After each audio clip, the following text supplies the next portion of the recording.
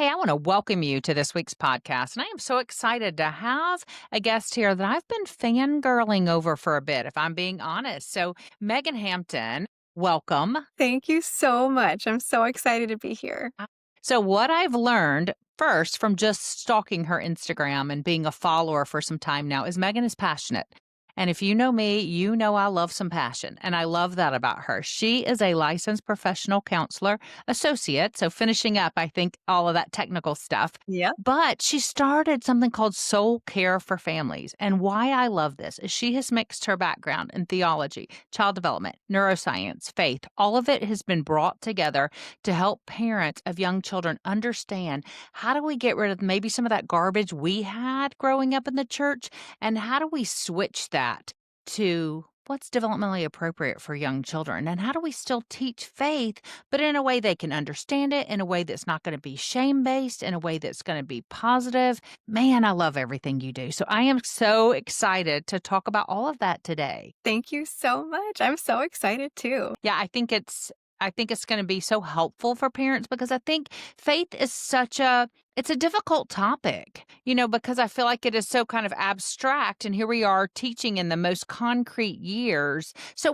what drove your passion? Why did you wanna do this? Why did you wanna land on this mission? Yes. So when I had my oldest, my son, and he was barely a toddler, I remember looking for Christian-based resources that talked about emotional regulation and child development and how I could be the best mom that I could be. And I was kind of disappointed by some of the resources that I came across. They didn't seem very developmentally informed.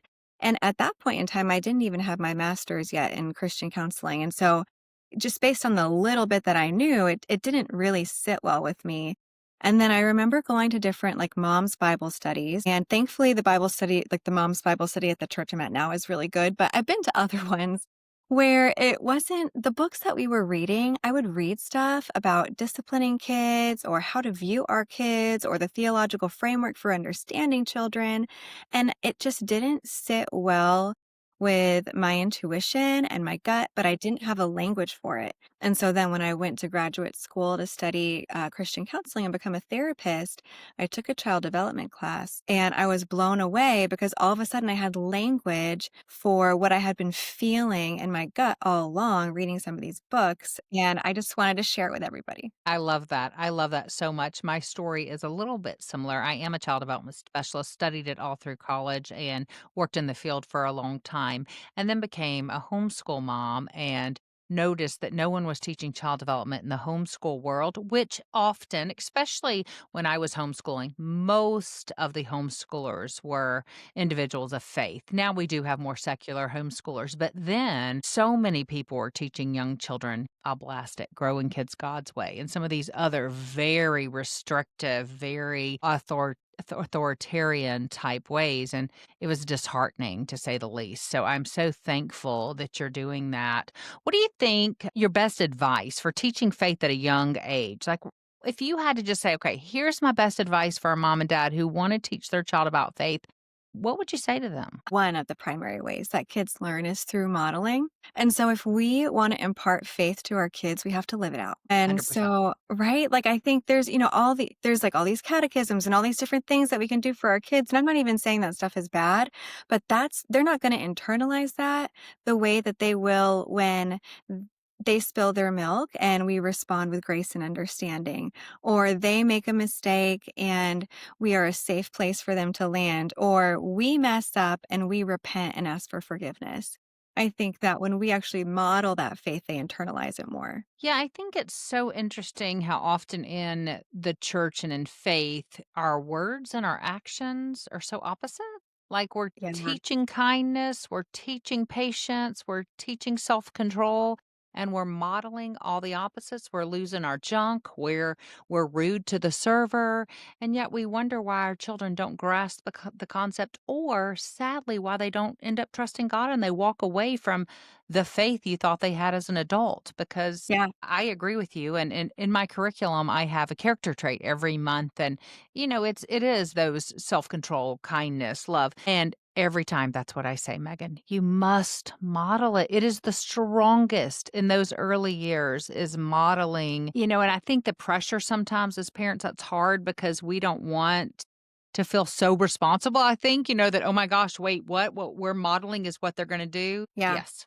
Yes, it is. Yep. So I Yeah. agree with that wholeheartedly. I love that that's what you said. What do you think are some misconceptions? Like, what do you see out there in the general world of faith and parents try to do and think that they're doing the best thing. And really, they're either going against what child development says and they could be even causing some harm. What are some of those misconceptions that you see? Yeah, I think some of the most prominent ones, unfortunately, maybe some of the most controversial, but the idea of like first time obedience or obedience, I think it's every time, like all the way with a happy heart is a big one. Yes. I think spare the rod, spoil the child is a misunderstood idea within the Christian faith. But I think that those are probably some of the biggest ones. Yeah, I saw recently someone had posted something on gentle parenting, and immediately the clap back they got was that spare the rod, spoil the child. People were, and we teach first time obedience. That's the most important thing is obedience to God. And if you're not obeying parents, you're not obeying God. Well, what do you say to all that? So I would say that whole idea of like if kids don't obey parents, they're not obeying God. We don't actually see that structure in the Bible. That umbrella structure comes from some Christian authors, probably in I'm going to guess the 90s. I could be mistaken. 100% the 90s. Yeah. As a mom who was parenting in the 90s. Yes, and so that's Yeah. not necessarily, across the board an agreed upon biblical belief, and I think that we are, as parents, equating ourselves with God when we interpret scripture that way, and I think that interpretation in general is really telling and important for us to reconsider, because when we read scripture, it's just interesting if we're putting ourselves in the position of God instead of in the position of the characters who needed God's mercy, in the same way our kids need God's mercy. And so, yes, we can be the authority figure in the home, but that doesn't mean we need to equate ourselves to God in the sense that, like, if you obey me, you're obeying God. And if you obey God, you're obeying me. I think that that can get twisted pretty quickly. And that's also a lot of Yes. pressure for parents that's unnecessary. I think it is a lot of pressure and it's a lot of just wiping out what we know about the brain and brain development. I mean, it's discounting everything that we study in child development. I read a post recently, someone was talking about, that if we ignore this behavior and we don't demand disobedience when they're toddlers, we're going to have these unruly teenagers who become You're doomed. unruly and we're doomed, right? If we don't smack them down in those toddler years. And how do you help those parents? Yeah, I think the first thing that I would say is that oftentimes our kids' capacity to obey us is reflective of the stage of development that they're in.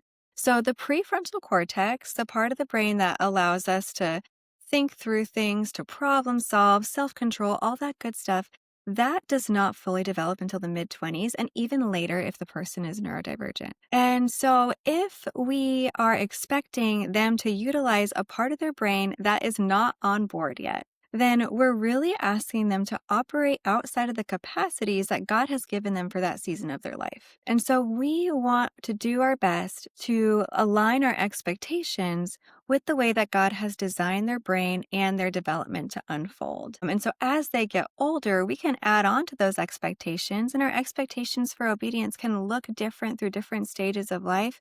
But especially when they're young, we want to help them trust us because kids are more likely to listen if we have a strong attachment with them. And that's built through trust, through safety, and through our kids feeling seen. Absolutely. I'm writing a book right now for parents of infants and toddlers. And, in that, I'm writing that very thing that it starts at infancy that trust, that attachment. If you miss that, everything else is going to be an uphill battle. If you miss that. And I think that it is, if our listeners don't hear anything else you say, I pray that they hear that they would focus on the relationship, the connection above the correction. Let's go into this whole discipline situation. So the gentle parenting camp is easy for me to land in, but Mhm. which camp do you have a camp that you land in regarding parenting discipline and Yes. guidance? Yes, I would say sort of. Yes. So the research shows that that parenting exists on a spectrum. And at one far end of the spectrum, we have authoritarianism, like you mentioned earlier. That would be high expectations and low warmth. And then at the whole other end of the spectrum, we have permissive parenting. That would be low Correct. expectations and high warmth. And then in the middle, research calls it authoritative parenting, and that's both high expectations and high warmth. I think gentle parenting is also on this like continuum as well, where it can exist in the permissive spaces and in the authoritative spaces. So if I had to label my parenting, I would say an authoritative gentle parent is Yeah. where I would land. Yeah, I think that's fair. I wouldn't I'd say I am a developmental parent is what I do. I I try to like that. parent my I like kids, that. developmentally, so I don't call it gentle parenting. I think gentle Yes. parenting is a terrible name. I say that all the time. I think it just automatically causes people to doubt it. I mean, gentle Yeah. sounds like permissive parenting. The name sounds like you're gonna just hands off, guys. I'm hanging Yeah. out watching Netflix. You do what you want. I'm Yeah. so Figure it gentle out. about Yeah. it. I feel ya. So I like that. I like that the way that you've labeled it. Respectful parenting. There's lots of Yes. I love ways, that but term too. developmental parenting is where what I usually call it. So, with this whole topic, let's just talk about gentle parenting, Yeah. what it is. Why don't Huh? you, from your perspective, what do you think gentle parenting? Why is this movement so Mhm. popular? If you call it, I don't think it's a movement. I think it's always been around. I Mhm. just think that people are using it more and they've changed the term. But what do you think? Yeah, so actually, Marissa Burr and Kelsey McGinnis did a podcast on this that's really good if the listeners Good. are looking for someone to go into a little bit more depth than I can. But they talk about how there's really no universal definition for gentle parenting, but it seems to have its roots in like, I think it was maybe the 1970s, like attachment parenting Hmm. that was becoming popular around that time. And that's also around the time that like Dobson and Ezzo and all those people in like the '80s, early '90s became popular because it was this react Yes, it was like this reactionary standpoint to the attachment parenting movement. And Hmm. so I think that gentle parenting is kind of birthed out of that. And then there's different camps and types of gentle parenting within that bubble. But the way that I personally would define it is that I do my best to treat my children in the image of God and to treat them with the same kind of respect that I would like to receive from them within their capacities, Hmm. and that I model the things that I want them to be able to grow into, the virtues and the character trait. The gentle part, I don't utilize corporal punishment or anything like that. And then I do set boundaries. We do have, like, we would say, logical consequences for our kids. Yes. And we just do our best for when we mess up, we do our best to repair, but our kids know that we are setting loving boundaries for them. They can always come to us. Like you were saying, we try to be a safe place for them to land, and to guide them within the context of relationship. Yeah, I love all of that, and I think if we as a society could recognize the value of that children are full human beings as they are. They're just in a different stage of development. And if we can respect that for what they are and not, have that unrealistic expectation, just like you said with the prefrontal cortex and how, young children especially, they live in that lower part of their brain. Yeah. They are all about the emotion. Oh, yeah. And quickly, what happens is they're all about that emotion. And instead of us being the calm for them, because our prefrontal cortex has developed, so we should be able to calm ourselves and help walk them through it. We just get right down there with them. We just get in that dirty little dysregulated space and join in the chaos. And so often that's what I see with parents is that it's their own dysregulation that causes gentle parenting not to work. It's not that gentle parenting doesn't work. It's just that unfortunately the parent hasn't done work on themselves to recognize their own trauma, their own, Yeah. issues, their own struggles, their own triggers. And to me, that's why I see a bit of the rub and why people go, well, it doesn't work because it is much easier to just control the situation and say, "Stop crying," instead of Mhm. recognizing that that emotion, that big emotion is so healthy to get out and help walk them through that. Do you have any thoughts on that? I do. One thing that I try to remind parents of is that your I always say your kids don't trigger you. Your kids reveal your unhealed wounds, Absolutely. and your unhealed wounds are what are triggering you. Yes. And so we all have different triggers. Like I'm sure what triggers you is different than what triggers me, different from what triggers my best friend and my husband. And that's because we all have different upbringings and life experiences. And it's our wounds that inform our triggers. And Yes. so our kids bring those out of us. It bubbles it up to the surface. And so you can always actually see anytime you get triggered by your kids, we can view that as an opportunity to bring that to the Lord and seek healing in those areas, to go to Mm, therapy, to become more self reflective, and to realize that, like, my kids are not triggering me. My unhealed wounds are triggering me. And it's just coming out yes. because of the situation that I'm in with my child right now.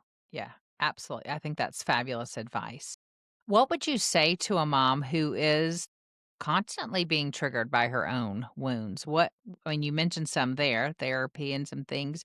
Are there any other thoughts you have of how do you help a young mom walk through that? If she's recognizing, oh my goodness, because I will say, I don't think a lot of moms even realize they have unhealed wounds until they become a parent.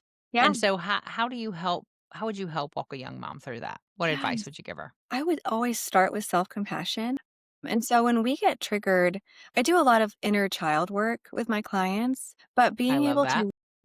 being able to recognize, like, okay, there's a reason why I feel this way. This trigger is indicative of my story Mm, and came by this trigger honestly. And so I'm going to show myself self compassion because this is a younger part of me that's trying to step up and protect either me or my child in this situation. yes. So if I can tend to that little girl inside of me, she's going to learn to trust adult me a lot more. And she's going to be able to actually rest so that the adult version of myself can lead in these situations instead of the younger, wounded part of me taking over. I think that's so powerful. And I've definitely done some inner child work and it's really remarkable and it's eye-opening for sure and a bit painful, but mostly beautiful. So I definitely recommend that as well. What about for a young mom that's just feeling overwhelmed? I still see you as a young mom, so this is kind Yes, of funny. yeah. I'm like, but you are the young mom, but I'm in the still. weeds too.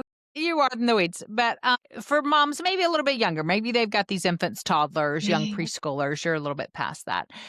What would you say to them? What is your best piece of advice from a counselor, from a faith perspective, just as maybe they are feeling that overwhelm of motherhood or that I'm not enough of motherhood? What advice would you give them? So there's actually research out there on good enough parenting, and the findings are within this range, but they say that we really only need to get it right anywhere from, I think it's like, is it like 40 to 60% of the time or something like that. I could be getting those numbers wrong, but it was lower than I expected, Okay, is what I'm trying to get good at. news. Yeah, Yes, and I feel like that's good news for all of us that we can trust Jesus to fill in those gaps where maybe we're struggling or where we've made mistakes, and we can trust the gospel in that way. And so that research honestly always gives me a lot of comfort when I start to feel shame creep in if I've made a mistake. And then I think the second part to that is I try to remind myself when I'm really in a tough moment with my kids that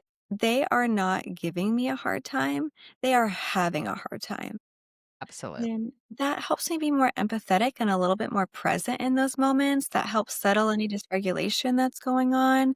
And so, kind of keeping that in your back pocket as a mantra can be really helpful. Yeah, I love that saying as well. Do you have any other tips for when you become dysregulated? Is there something that other than that statement, is there anything else that you do, like breathing exercises, or do you have any tricks that you want to share? Yeah, definitely. And I think these are different for different people. So, there's different types of dysregulation. Fight or flight would be like anxiety, anger, irritability, on edge, right? And then freeze is like down, I'm doom scrolling, I want to lock myself in the closet. Right. Yes. If I'm in more of that fight or flight state, then I tend to love doing box breathing. They can just YouTube box breathing. Okay. and learn it and they can practice it on their own. That is a really great skill to have. I also love another skill called orienting. That works for fight, flight, and Mm, freeze. And that's mhm. just looking around, noticing what you see, what you hear, what you smell, what you taste, and what you feel. Yes. Because when we're dysregulated, that's our nervous system, a part of our body that is taking the input from around us and telling us that we're unsafe. So it's most effective to use our body to tell our nervous system that actually we are safe. And we do Mm, that by utilizing our five senses. Um, yes. and then lastly, I just try to get outside. I'm a big nature girl, and I think it helps me, it helps my kids. So I Yeah. just try to get outside as much as I can. I love all of those tips, and I think those are super helpful. And one of the things I did when I started stalking you on Instagram was that I noticed your book, the Big Feelings book, and I actually ordered it, so I have it here. Yeah. You know what? I ordered 2 because I sent one to we have a house in Starkville where my kids go to college, and I sent one there first, so I got 2 of them. So I have one Oh, at that thank house and I you. have one here, so I love it. What a sweet book. What made you wanna write this little treasure? Yes. So when my son was really little, he was a toddler around the same age that I started reading some of these parenting books. I was looking for a children's book to help teach emotional regulation. And I Mhm. had a really hard time finding one that was age appropriate for like young kids, like maybe like 6 and under. There was a lot of really cute emotional regulation books that when I read them, they were too long to hold his attention or they were just kinda convoluted, like, almost as though they were written for parents, and so I wanted to write one that was more what I felt like was developmentally appropriate, so Yes. primarily, like, helping kids name emotions, notice what they are, feel them in their body, go to their parent for co-regulation, and then a couple of different strategies as well. And Um, you did all of that in Thanks. here. My little Thank you. favorite one, I'm gonna share that you have this page. I love this page. It's my daughter, Emmy. I loved it. I love that it says, "I feel my big feelings, and then I let them go. It is okay to let my feelings show." And it was interesting because, again, I'm working on this young toddler book right now, and I asked several moms to give me questions that they would love to see answered in a book. And one mom said just yesterday, she said, "How do I teach my young son that it is okay to have feelings?" Because I know in our society, Yeah. we still are very much a shut down emotions to our young boys, especially. And how do we do that? And I love that she asked that question, and I love that it's easy to go, "Hey, look, there's some books." There's one particular that I love that, and I think I mentioned to you before we hit record, I've added this book into our faith guides, and I've added you as a resource. So your link to your Instagram is there in my faith guide that they can get free on my website because I Yes. really believe in what you're doing. So tell everyone, Megan, how can they find you? How if they wanna get this book, they wanna follow you on Yes. Instagram, where are all your things? Yes. So my Instagram is at Soul Care for Families, all one word. And on my Instagram, I have a lot of free resources. I try to teach some psychoeducation in the comments and in the captions. And then also through there, you can access my online store where I sell a co regulation guide to kind of teach parents the basics of co regulation. It's been really fun.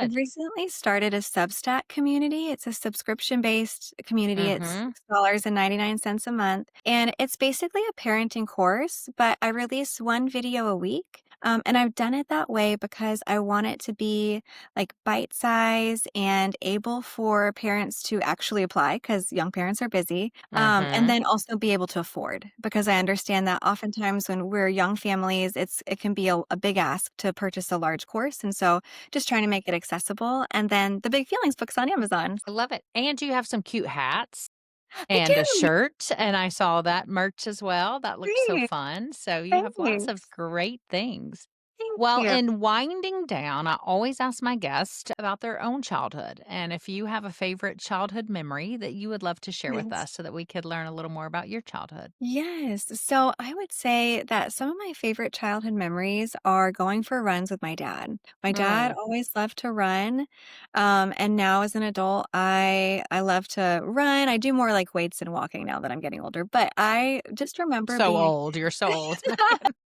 I feel like it sometimes, but just being able to, like, have that special one-on-one time Yes. really meant a lot to me, and so it was probably, like, not a big deal for him, but for me, it was a really big deal, and so when I look back on my childhood, I think that was, like, a really special memory that we could share together periodically. I love that, and it just continues to prove I've probably asked that question, I don't know, 10,000 times over my years as a speaker and podcaster, and no one ever says something big. They don't. They always say something with connection. Every person has a memory that's about a connecting moment. Any final thoughts that you would like to share with our young moms, dads listening about faith, about child development, about you? Anything else before we close this up? I would say if you are a parent and you are listening to this podcast, you are probably doing better than you think. And you Excellent. should show yourself so much self compassion Mm. and that you're doing a great job and that you're not alone in the hardships and the celebrations in parenting. And so just to encourage them that they're seen and they're doing really holy work. I love that and couldn't agree with you more. You are a delight. I am so excited that you are here. Thanks so much for sharing your wisdom with us today. Thank you so much for having me. This was so fun.